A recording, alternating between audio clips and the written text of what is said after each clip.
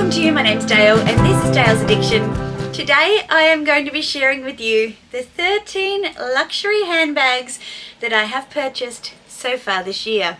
It is currently the 23rd of July 2023 and let's just say it's been a cracking year.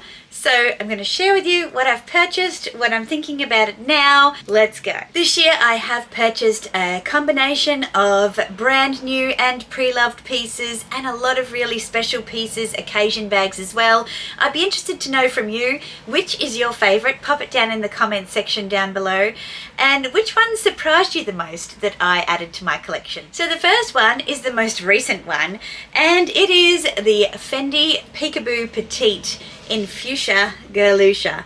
This one I recently showed, unboxed on my channel. I will link all of the unboxing videos in the description box below if you'd like to have a closer look at any of these pieces. This size peekaboo is a new size for me. It's probably not my favorite size, but it's certainly my favorite size in these really poppy colors. I have two in this size. I can actually take all these stickers off as well now.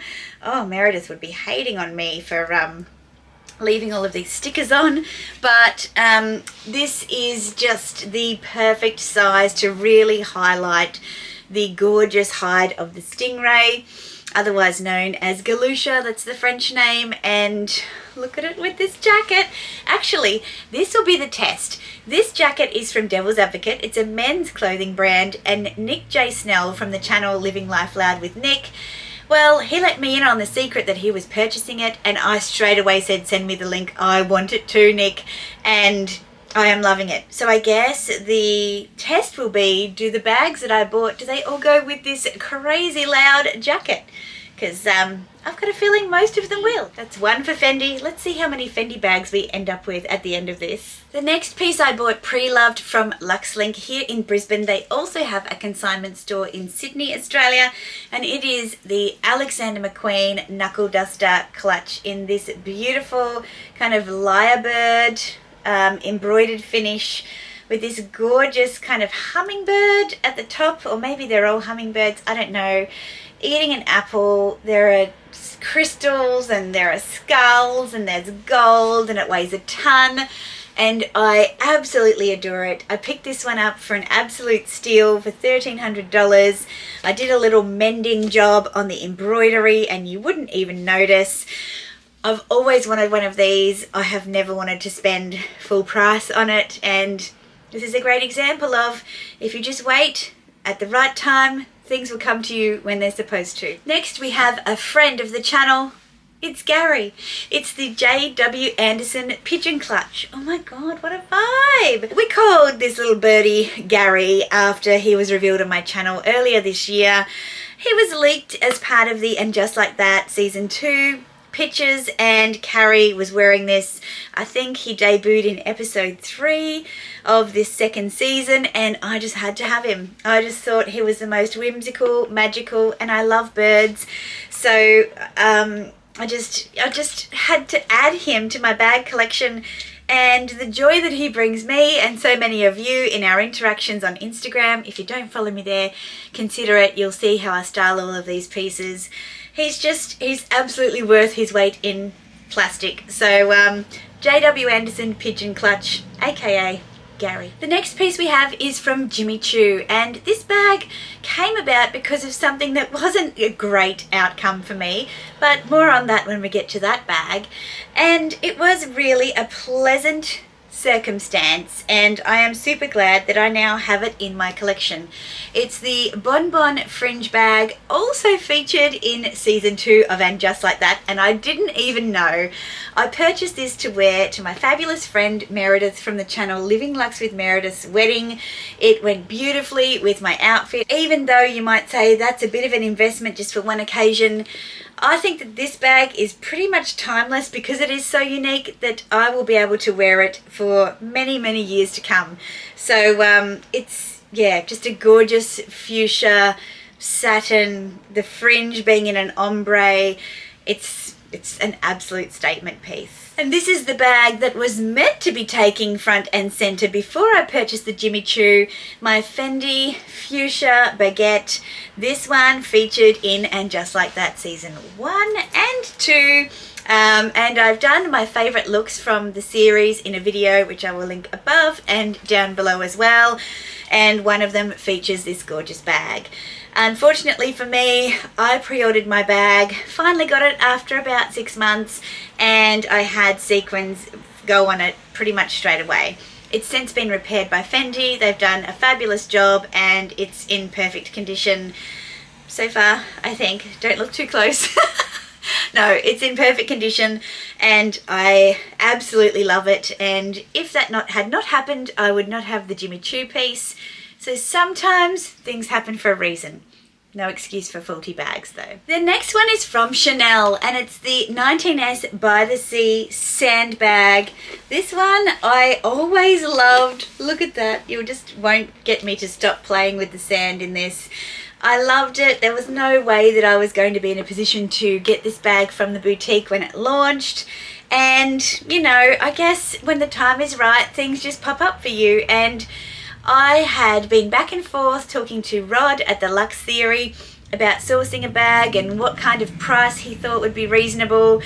And eventually one day I just said, Rod, you know what? I'm serious. I'm ready to pounce. If you can find it for me in great condition for this reasonable price, then I'm going to take it. And he worked his magic and he did.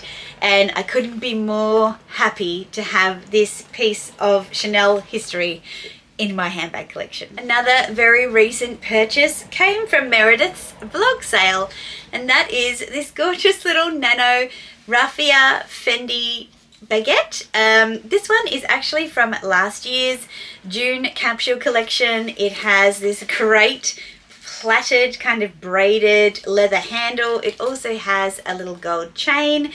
It gives me so many options. Somebody even suggested I could use this strap on my Fendi first, and I think that's a brilliant idea. So yeah, I definitely think that this is an example of sometimes you can't get things when they first come out, but eventually, if it's meant to be, it will find its way to you. And now this will definitely be a piece that I take on my upcoming overseas holiday. You guys know how much I love Fendi, so it should be no surprise to you that the bulk of these bags will be Fendi pieces. This one makes my heart absolutely sing. It is the mohair baguette. It is actually from fall winter last year. However, I was very late to the party because there were so many bags competing for my dollars and my interest that I couldn't possibly have them all.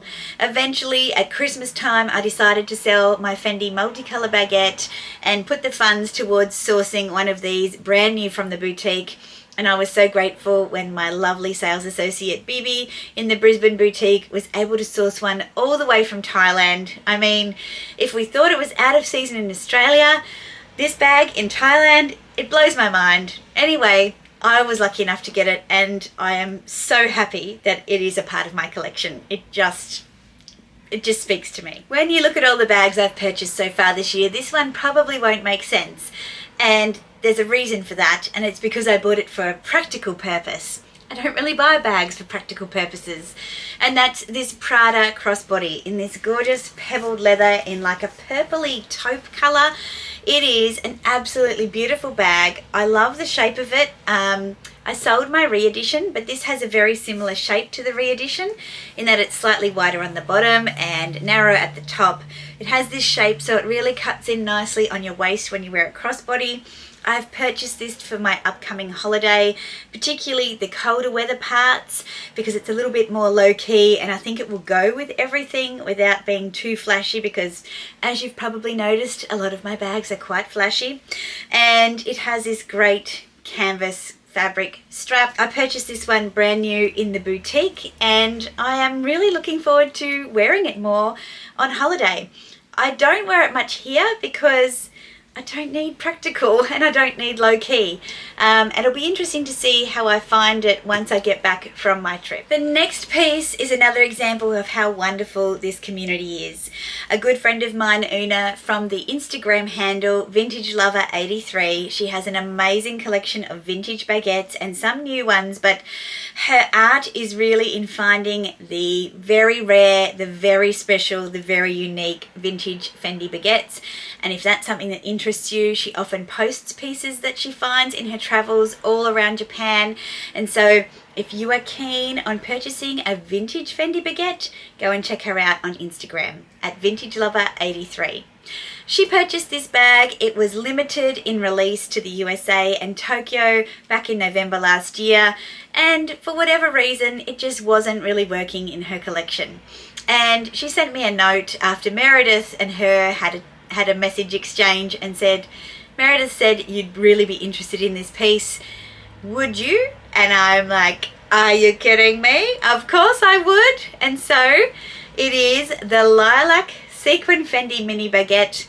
I was chasing this one down. It was selling at a premium because it wasn't available in Australia, and now I have one, and there's nobody that I would trust to deal with more than Una in terms of a person who is just not a consignment store but a regular person who just loves and adores handbags. She packages them up with such care and consideration and really makes it a great experience. So yes, just divine. Thank you, Una. I love this piece. Another piece that I picked up pre-loved, but really it's in brand new condition from LuxLink in Brisbane, is this Prada Raffia bag. It's like a beach bag, like a shopper bag, and it was less than half price through LuxLink. Normally this retails for $3,000 Australian, and I picked this one up for $1,300. Seems to be my lucky number. It is in this amazing pink. It's easily packable. It came with its dust bag, and so really I cannot see any reason why I wouldn't have purchased this to take on my holiday, to take to the beach, to take to the markets and pick up a few bits and pieces. It's just fantastic, and yeah, it's one of those things that you kind of go, wow, that was such a lucky time and place moment to be able to pick that up. And obviously I've used my holiday as an excuse for purchasing a lot of things recently. Now, the penultimate piece in my purchasing this year has to be my Louis Vuitton Carriole MM in the black empreinte leather with the giant kind of monogram pattern on it.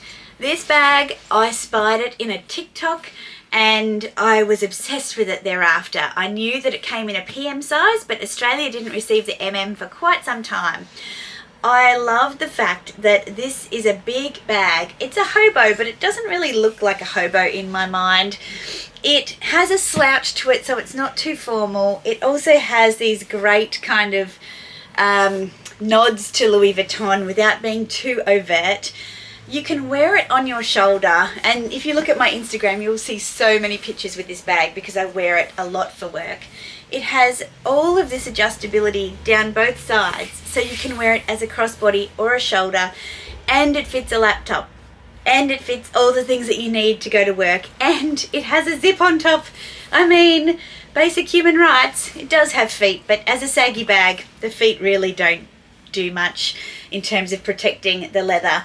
But I'm probably due to do a review on this in terms of wear and tear in a couple of months to let you know how it goes. But it has been just one of those bags that as soon as I saw it on that TikTok I knew I needed to have it, and I'm so glad that I was able to use my connections and bring it into my collection. And the final piece, the big piece that I was waiting on and was able to pick up in January this year.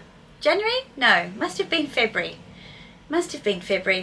Is my made to order from Fendi.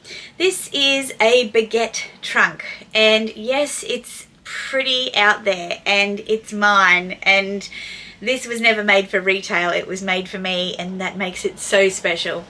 This piece is made of emerald green beading with orchid pink crocodile trim, and ruthenium hardware. I chose the ruthenium because I didn't really want to notice the hardware in some bold gold or silver colour. It has a emerald green Swarovski crystal buckle and it is just divine. This bag screams fun and individuality. It has my name inside of it. It comes with a very long adjustable pink crocodile strap, which I love to use on other bags. I love to wear this crossbody. It doesn't fit a lot.